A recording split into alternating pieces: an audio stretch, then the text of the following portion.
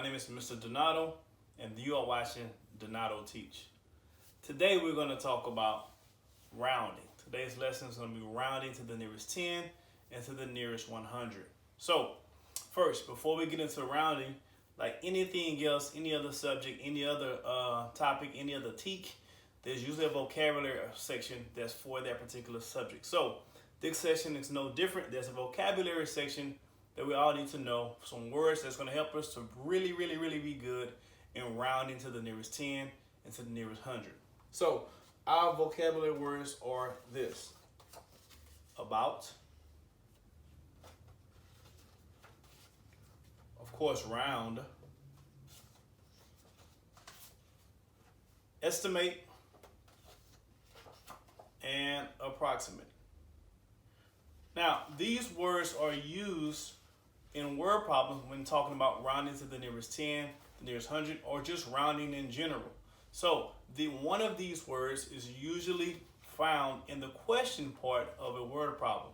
So, if they ask the question, how many apples does Johnny has, that lets the student know that whatever operation I'm going to use, I need to round it first. The rule of thumb is always round first, then do the operation. So if you need to add two numbers together and they put the word about or the word estimate or the word round or the word approximately in the question, then you need to round it first, then you need to add or subtract or whatever the operation that may be needed for that particular problem. So parents, this is the time you might want to stop the video. Have the kiddos to write down these words, and then have the kiddos to write sentences for these words. Or if they can't write sentences, then you can have them to use it in a sentence. And if you use it in a sentence throughout the day, for example, the next time your son or daughter asks you, what time is dinner ready? Or when we're going to get something to eat? You answer, in about 15 minutes. And then you emphasize the word about so they can know, oh, this goes back to the math lesson. If you incorporate everyday life with the words, with the vocabulary, it'll be easy for the child to understand when they get to the math lesson, right? So pause the tape there. You can write out those words, have them write sentences, and before we get started.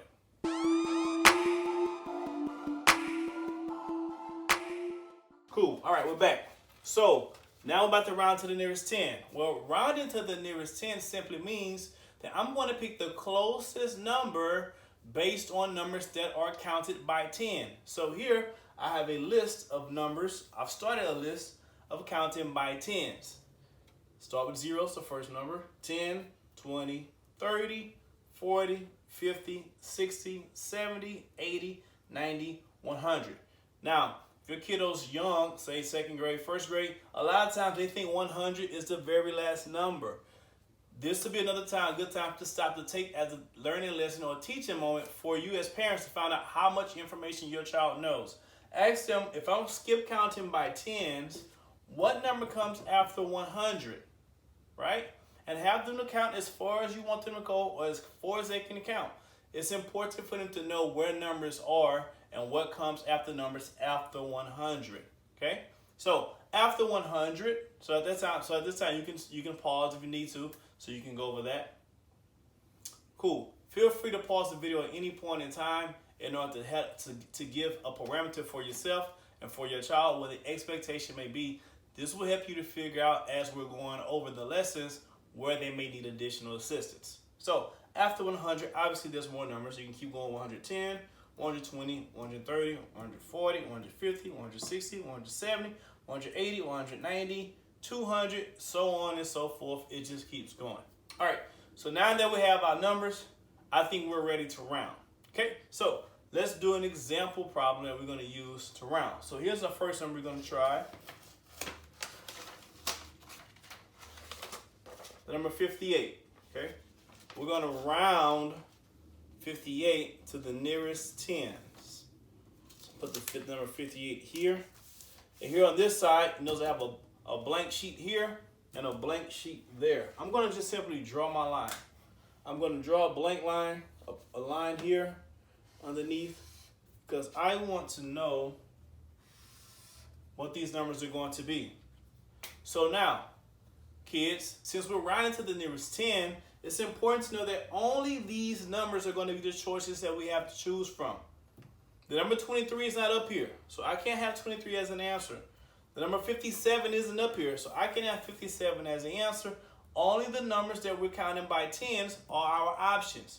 So then the question will be, if this number is 58, then what number up here will come right before 58? You got it, 50. So here on this side, I will write the number 50. And if 50 comes before 58, then what number comes after 50 if I'm counting by tens? The number 60. So I'll write 60 on the other side. Excuse my handwriting, I'm writing upside down. So what this means is the number 58 is located somewhere between the number 50 and somewhere in the number 60. Now what we have to figure out is which number is 58 closest to? Is it closest to 50 or is it closest to 60? Let's find out. I'm going to start at 50 here, and I'm going to count using my fingers or using sticks, using base 10 sticks, how many base 10 sticks it takes me to get to 58. So if I'm at 50, we can count together. This is 51, 52, 53, 54, 55, 56, 57, 58. I'm at 58. Now it took me 1, 2, 3, 4, 5, 6, 7, 8 sticks to get to 58. Now, I'm already at 58. How many sticks does it take me to get to 60? So I'm going to start at 58 here. 58, 59, 60. It took me 2 sticks to get to the number 60.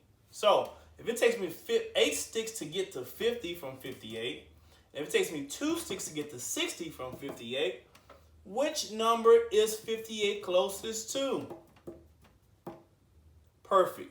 The number it's closest to is 60. So 58 rounded to the nearest 10 will be 60. Simple enough, right? Let's try a new number. Here, let me clear out this number here.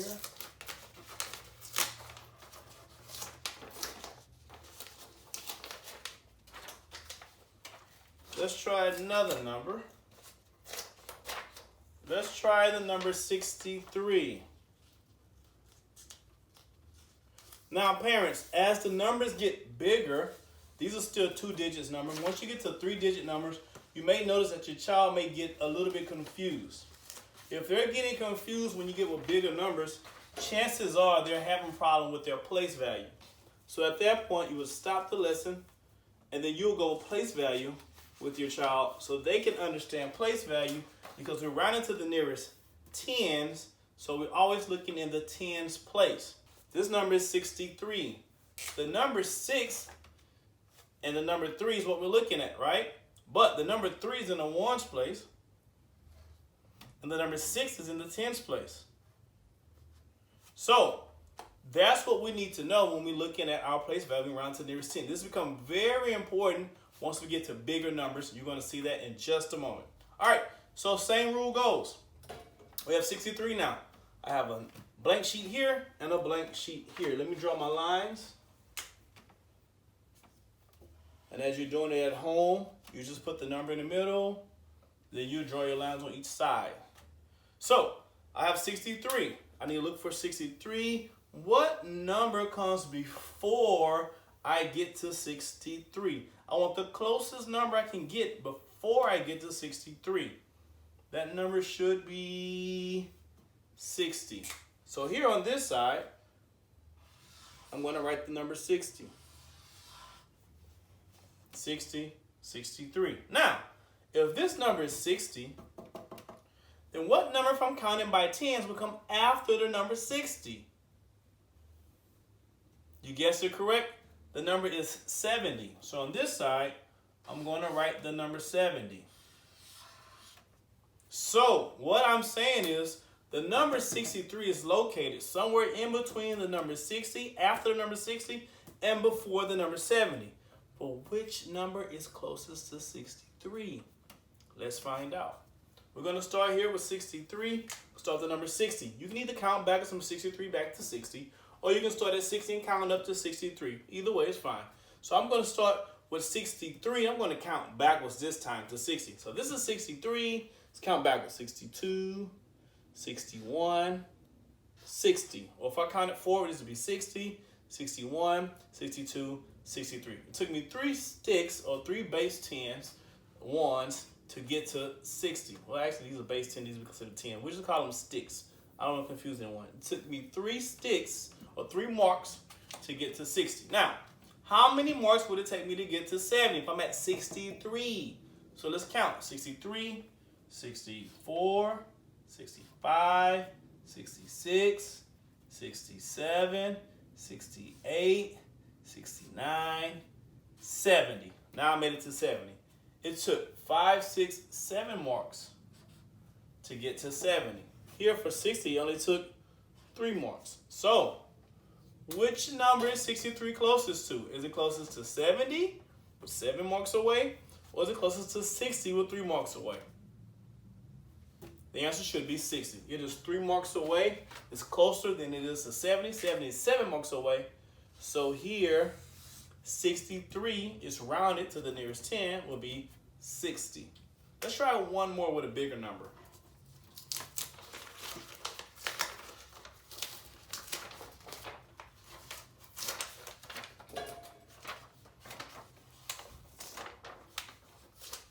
All right. Here we see we have a 3-digit number here. 124. Now, kiddos, please don't let this big number fool you. We're still going to work it out the same way. Parents, if your child sees this number and they're getting the other ones correct, but once you get to 3 digits or larger and they're starting to get them incorrect, it's probably because they're having some trouble with place value. So again, this will be the time to go over place value. I'm going to go over place value really quick for you here. This is a 4, a 2, and a 1. Each number has its own place. Okay? So the 4 is in the 1's place. The 2 is in the 10's place. And the 1 is in the 100's place. And we'll round it to the nearest 10s. So it means the only numbers that we're going to be looking at is the 2 and the 4. This 1 in the 100's place will not be touched. We only round to the nearest 10s. So this number is what we're looking at, and then the 1's place next to it is going to determine on how we going to mark this number. Okay? So we're going to start like we did with the other ones. We're going to put a line on each side to represent what we're going to be looking for. Put a line here. Put a line here. 124. Now, this is why I tell my kiddos, those who get confused by the number saying, oh, it's too big, I'm confused. This is what I do. I cover up the 100's place with my hand. And I ask them, what number do you see now? And they tell me 24. Great. Let's just look at 24. Okay? So if I'm looking at 24, which one of my numbers, let me cover up 24 really quick. Let me cover up the 100. If I cover up the 100 for a second, which one of these numbers here will come before 24, right? That number will be 20. So here, I'm going to write 20.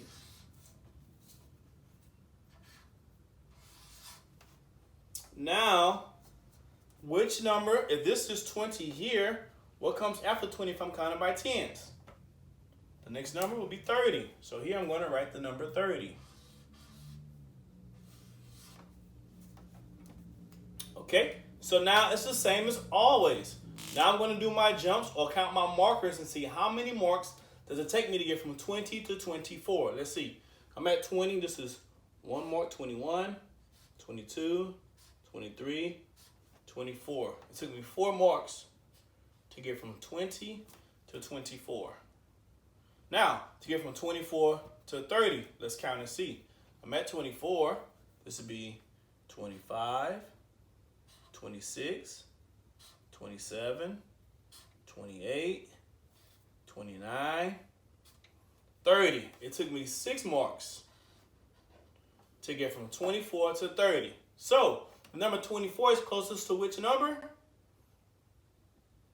It's closest to 20 with only 4 marks. So, the answer is not 20, because now that you have your number, you can put your hundreds place back. The answer should be 120.